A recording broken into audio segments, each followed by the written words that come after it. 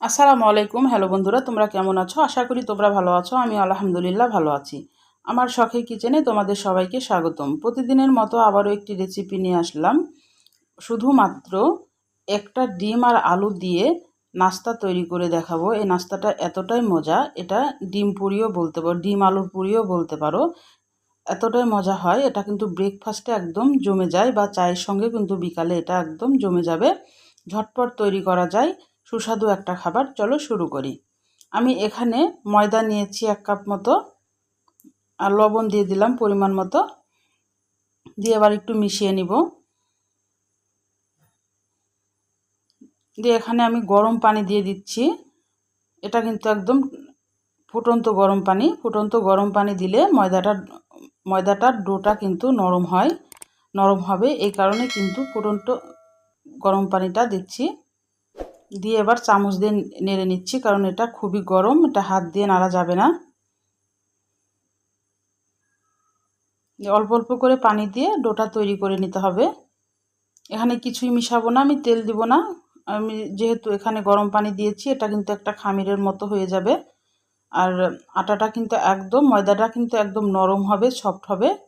আমি এটা এখন সুন্দর করে মেখে নিব। আর একটু নরম করেই কিন্তু মাখতে হবে, এটা শক্ত করে মাখা যাবে না। দিয়ে এটা ঢেকে আমি এখন রেস্টে রেখে দিব 10 মিনিট মতো। আর সেই ফাঁকে আমি পুরটা তৈরি করে নিব। এনে পেঁয়াজ মরিচ দিয়ে দিলাম কুচি করে কাটা, আর সাদা তেল দিয়েছি পরিমাণ মতো। দিয়ে এবার এটাকে একটু ভেজে নিব। এটা লাল করব না, হালকা একটু নরম হয়ে আসবে পেঁয়াজটা। সে পর্যায়ে আমি একটা ডিম দিয়ে দিব। ডিমটা ফেটিয়ে দিয়ে দিলাম। এবার ডিমটা ভেজে নিব। এটা বিকেলের কিন্তু নাস্তাতে ঝটপট কিন্তু এটা খাওয়া যায় চায়ের সঙ্গে, বা সকালের নাস্তাতেও কিন্তু এটা খুবই ভালো যায়। আমি পরিমাণ মতো একটু লবণ দিলাম আর একটু হলুদ দিয়েছি। এখানে তেমন কোনো মশলাই অ্যাড করব না। দিয়ে আবার ভালোভাবে এটাকে একটু ভেজে নিতে হবে। আর এখানে বাদাম দিয়ে দিলাম 1 মুঠ মতো। বাদামটা কিন্তু দিলে পুরের ভেতরে যখন কামড়ে কামড়ে বাদামটা পড়বে, একদম টেস্টটা অন্যরকম লাগে। আর এই যে আলু সিদ্ধ করে রেখেছিলাম, আমি আলুটা আধ ভাঙ্গা করে দিচ্ছি। আলুটা আমি আগেই সিদ্ধ করে রেখেছিলাম। দিয়ে এবার ভালোভাবে পুরটাকে ভেজে নিতে হবে 2 মিনিট মতো। খুব লাল করে ভাজার দরকার নাই, একটু তার কাঁচা গন্ধটা চলে যাবে আলুর, তখনই এটা নেমে নিতে হবে। এবার কিন্তু আমার পুরটা রেডি হয়ে গেছে। আর আমি এবার নেমে নিচ্ছি একটা প্লেটে। এই পুরটা ঠান্ডা করতে দিতে হবে।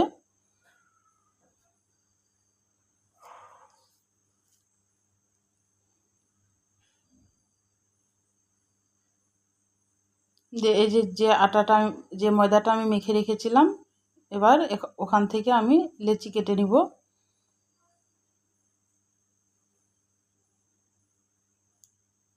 এবার একটা রুটির মতো রুটি তৈরি করব একটা আগে। পাতলা করে একটা রুটি তৈরি করে নিব। একটু ময়দা দিয়ে আমি রুটিটা তৈরি করে নিচ্ছি।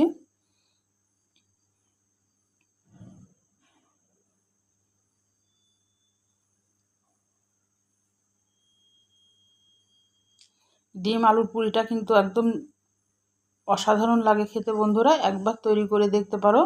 আমি সে পুরটা এবার মাঝখানে দিয়ে দিব। পুরটা ঠান্ডা হয়ে গেছে, আমি হাত দিয়ে দিচ্ছি সে কারণে। দিয়ে এবার চারিদিকে মুড়িয়ে নিব। আমি মোড়াটা কীভাবে করছি দেখো, একটু কুচিয়ে কুচিয়ে মুড়ে নিব। এক পাশ থেকে ধরে কুচিয়ে কুচিয়ে মুড়ে নিব।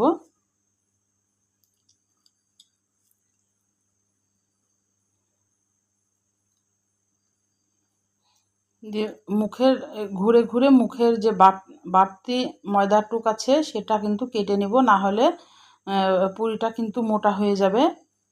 এই কারণে বাড়তি ময়দাটুকু একটু কেটে নিলাম, তাহলে তলেও কিন্তু পাতলা, উপরেও পাতলা থাকবে, না হলে কিন্তু মোটা হয়ে যাবে পুরটা। ভাজার টাইমে আবার কাঁচা থাকতে পারে।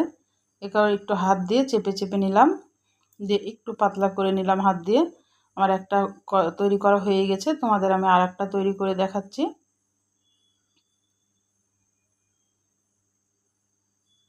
নাস্তাটা কিন্তু অনেক মজা লাগে খেতে, চায়ের সঙ্গেও কিন্তু এটা মজা লাগে খাইতে, আবার শুধু শুধু এমনি সকালের নাস্তাতেও কিন্তু এটা খাওয়া যায়। আমি সেম আবার আরেকটা তোমাদের তৈরি করে দেখাচ্ছি।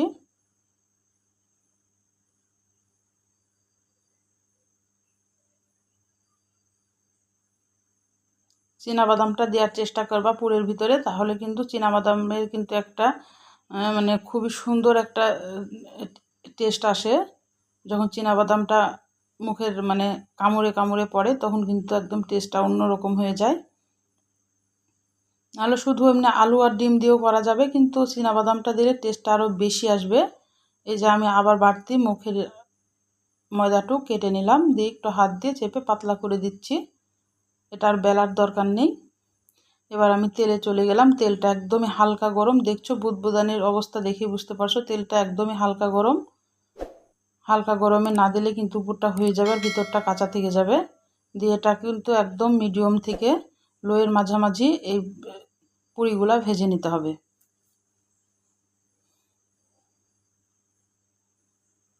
একটু নিচ থেকে তেলটা উপরে দিয়ে দিচ্ছি।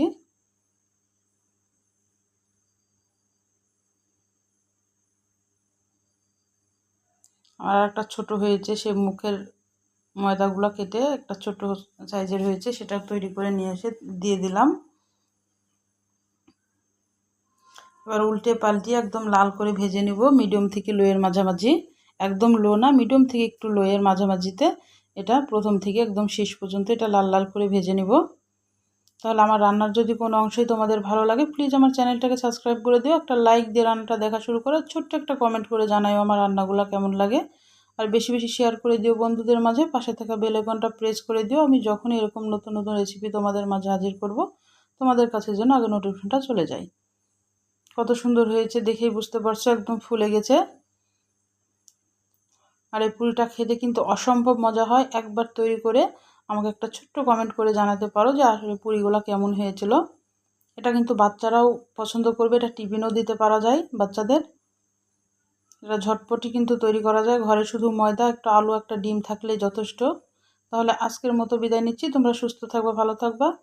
আবার কোনো নতুন রেসিপির সাথে হাজির হব। আল্লাহ হাফেজ।